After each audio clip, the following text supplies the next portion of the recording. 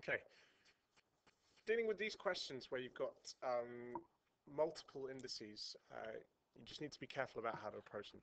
The first question, you can do it however which way you want. I'll go for the grid method. We've got 3p minus 2q times 2p plus 5q.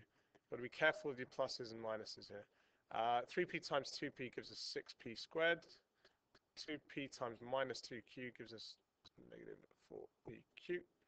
3p times 5q gives us 15pq. I'm keeping the p's at the front because that'll help with simplifying at the end. And negative 2q times 5q gives us negative 10q squared.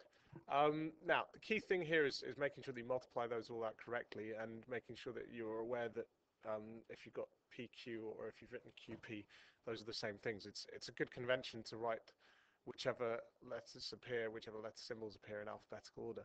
Now, can any of these be simplified? Well, yes. 15PQ and negative 4PQ add up together to give you 11PQ. This was a mistake that a lot of people made. They failed to spot this. So you've got 6P squared plus 11PQ minus 10Q squared. Obviously, the P squared and the Q squared don't combine.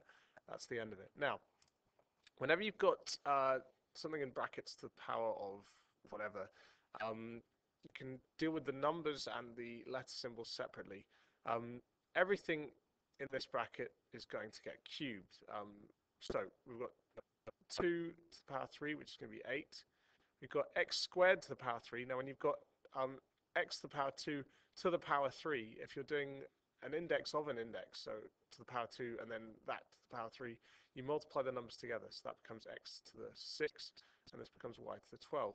Similarly, for the next one, a to the 4 to the minus 2 gives us a to the minus 8, and b to the minus 3 to the minus 2 gives us b to the 6.